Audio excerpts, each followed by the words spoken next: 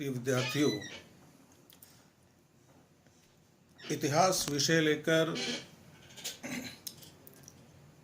MA करने वाले विद्यार्थियों के लिए इतिहास दर्शन का जो प्रश्न पत्र है वह बड़ा महत्वपूर्ण है। इसे कई नामों से पढ़ाया जाता है। उसमें एक नाम theory and methods of history भी है।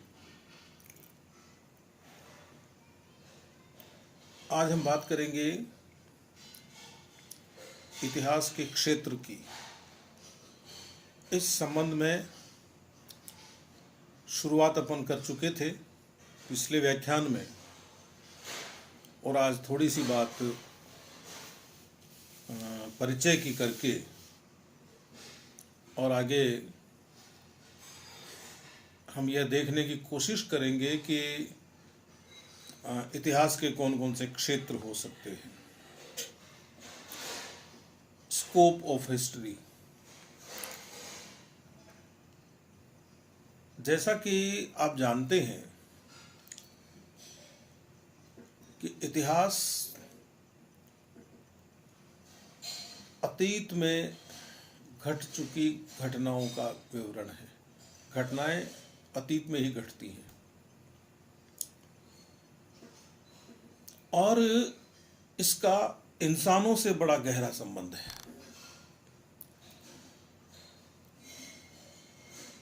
जानवर इतिहास नहीं जानते, उन्हें अतीत की घटनाओं से कोई मतलब नहीं है। उन घटनाओं के विवरण को संजोने से, उनके स्रोत जुटाने से, उनके तथ्य जुटाने से, उनके प्रमाण जुटाने से, उनकी व्याख्या करने से, उनका विश्लेषण करने से, कोई निष्कर्ष निकालने से उन्हें कोई मतलब नहीं। हमें मतलब है। तो कौन कौन से क्षेत्र हो सकते हैं? एक बात है, वो ये है कि हम एक सामाजिक व्यवस्था में रहते हैं और आप ये समझ लीजिए कि ये सारी जो कवायद है इतिहास से संबंधित, वो सामाजिक व्यवस्था से ही जुड़ी हुई है। मनुष्य यदि समाज में नहीं रह रहा होता तो वो इतिहास की बात भी नहीं करता। एक अकेला आदमी किससे बात करता? समाज बनता ही नहीं।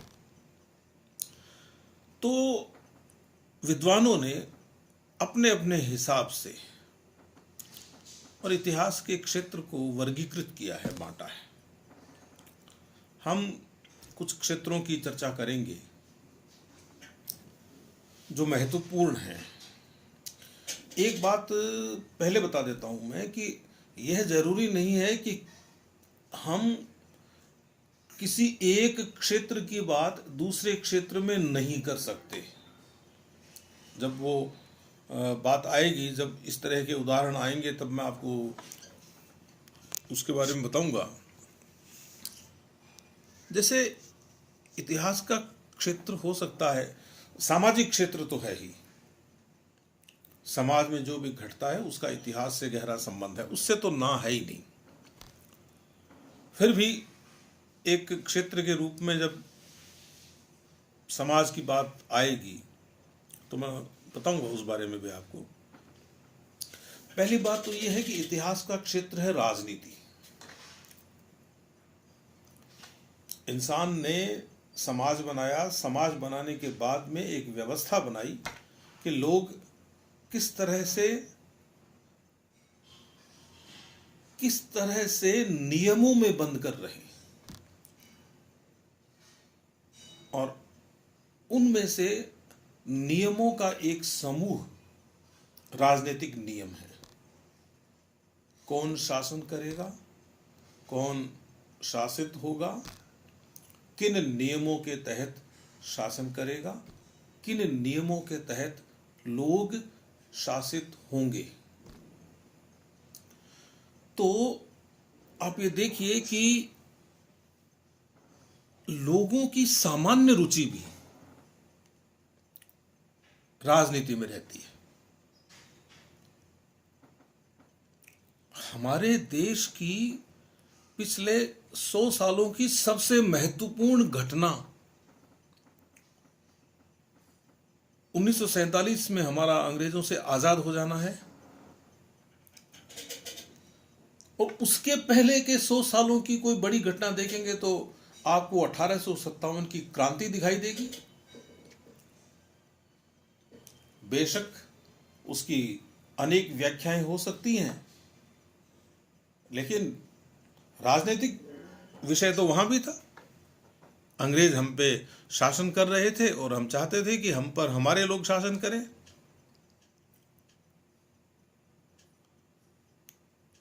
इन राजनीतिक घटनाओं का व्यक्ति के जीवन पर बहुत ज्यादा फर्क पड़ता है,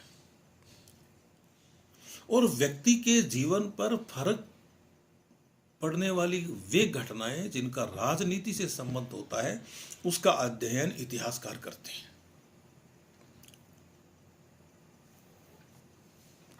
ऐसा क्यों है कि लोगों की रुचि राजनीति में रहती है, राजनीतिक इतिहास में रहती है? इसलिए कि लोग उसके भाग होते हैं, लोगों की भूमिका होती है इसमें।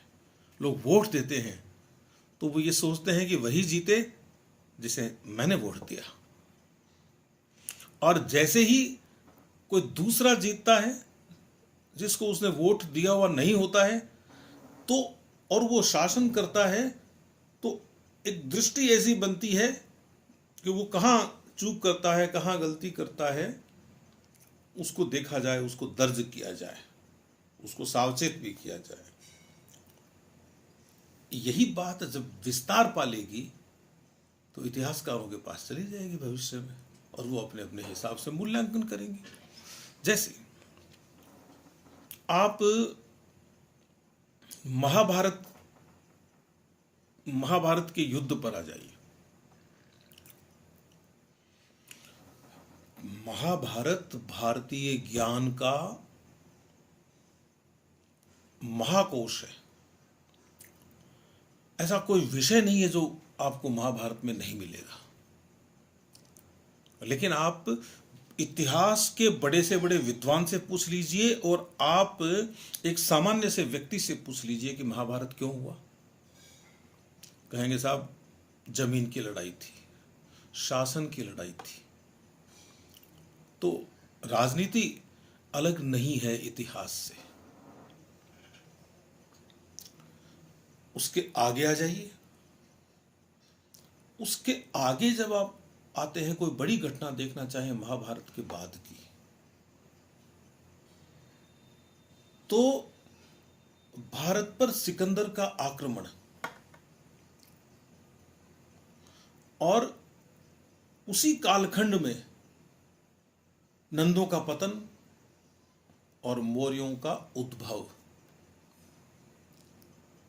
पूरे देश की दिशा बदल गई। और आगे आइए, मौर्य काल में ही रहिए। अशोक ने कलिंग के युद्ध के बाद राजनीति में बौद्ध धर्म का एक तरह से समावेशी कर दिया था कि उन्हीं सिद्धांतों के आधार पर शासन होगा। जिन लोगों को शासन में विशेषाधिकार चाहिए थे, वे जरूर बौद्ध बने होंगे, बने थे, इतिहास में ये होंगे, अच्छा नहीं माना जाता बोलना। तो उसके आगे आ जाइए। महमूद गजनवी के भारत पर हमले, और उसके भी पहले 712 ईस्वी में मोहम्मद बिन कासिम का हमला, और उसके बाद 1192 ईस्वी में पृथ्वीराज चौहान का मोहम्मद गोरी से हार जाना। राजनीति से इतिहास को कहां अलग करो? कुतुबुद्दीन ऐबक को वो यहां छोड़ गया, और उसके बाद में भारत का राजनीतिक भविष्य ही बदल गया। सांस्कृतिक भविष्य बदल गया। अनेक चुनौतियां यहाँ के समाज के सामने खड़ी हो गई। इतिहासकार उनका अध्ययन राजनीतिक परिप्रेक्ष्य में जरूर करेगा। यदि नेपोलियन नहीं आया होता फ्रांस में,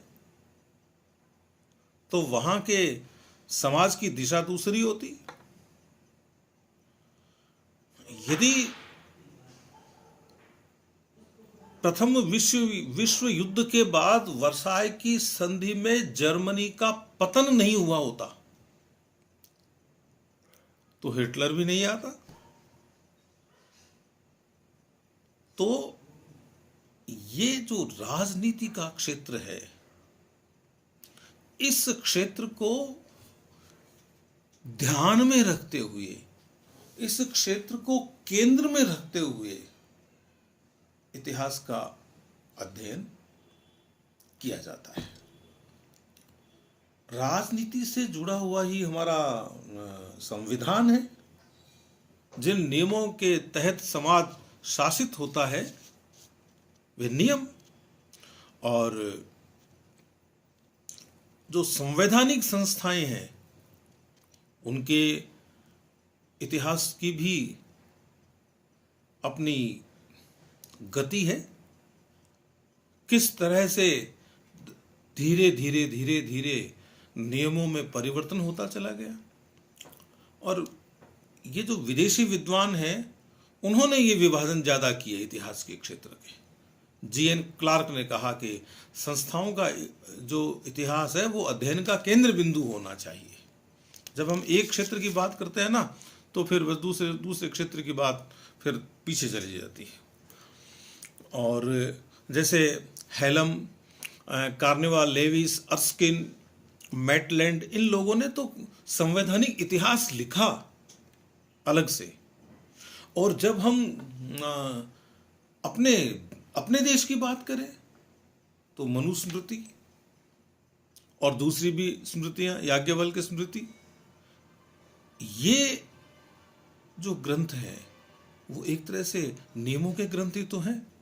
तो ये हमें देखना होगा। जब आप मान लीजिए कि भारत में आप कानून पढ़ते हैं, आप हिंदू लॉ पढ़ते हैं, तो हिंदू लॉ पढ़ेंगे तो पढ़ते पढ़ते पढ़ते पढ़ते आप बहुत पीछे चले जाएंगे, और वही नियम, कायदे, कानून आपको देखने पड़ेंगे, उत्तराधिकार के नियम आदि आदि होगा।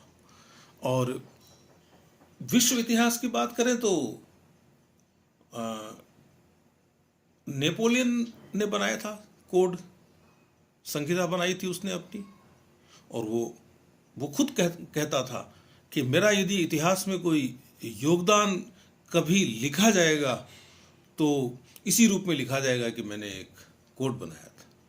इस तरह से हमें देखना चाहिए। खैर, और फिर और यदि आप इसका अध्ययन करना चाहें ज्यादा, तो जो एक विद्वान हुए हैं काणे साहब, पी.बी. काणे, उनकी पूरी श्रृंखला है धर्मशास्त्र के इतिहास पर, उसको देखिए। फिर एक क्षेत्र हो सकता है आर्थिक क्षेत्र।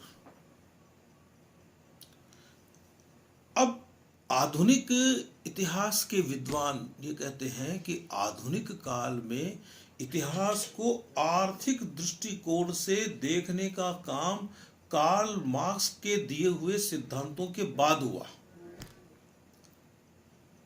उनका ऐसा कहना है। और मैं इसको थोड़ा पीछे ले जाकर आपको बताऊं, थोड़ा पीछे नहीं, बहुत पीछे, ईसा के आपको मैं यदि 300 साल पहले ले जाता हूं, लगभग 300 साल पहले, तो मौर्य काल में एक विद्वान हुए हैं, एक कूटनीतिज्ञ हुए हैं, एक राजा के प्रधानमंत्री हुए हैं। नाम आपने सुना होगा, चाणक्य, कौटिल्य, विष्णुगुप्त। चाणक्य की किताब अर्थशास्त्र। अब यदि अर्थ अब केंद्र में आया है कार्ल मार्क्स के बाद में, तो चाणक्य महोदय क्या करके गए हैं? ठीक है, वो इतिहास राजनीतिक व्यवस्था का इतिहास है, लेकिन व्यवस्था में भी तो हम संवैधानिक व्यवस्था की बात ही तो कर रहे हैं। तो वो उस संवैधानिक व्यवस्था में अर्थ बहुत मायने रखता था हर युग में। तो हम तो उस समय से हमारे पास ये तो प्रमाण है अभी तो चाणक्य का अर्थशास्त्र। तो उस अर्थशास्त्र के प्रकाश में भी भले ही वो राजनीति विज्ञान का ग्रंथ हो, लेकिन उस जमाने में यदि अर्थशास्त्र नाम नहीं रखा जाता तो हमें कैसे पता चलता कि अर्थ केंद्र में था व्यवस्था के। तो इस रूप में आपको देखना चाहिए। और फिर लोग कहते हैं साहब ये जो आर्थिक इतिहास है ना, ये आर्थिक इतिहास आधुनिक काल में बैंकें बनने से आया। बैंकों का इतिहास पढ़ो, आपको आर्थिक इतिहास पढ़ना हो तो। हम कहते हैं भाई प्राचीन भारत में जाइए, हमें व्यापारियों की श्रेणियां मिलेगी, कारीगरों की श्रेणियां मिलेगी, उनके संगठन है, और वो ऐसे लोगों के संगठन है जो आर्थिक व्यवस्था के आधार पर, अपने आजीविका के आधार पर और एक बने हुए हैं, साथ काम कर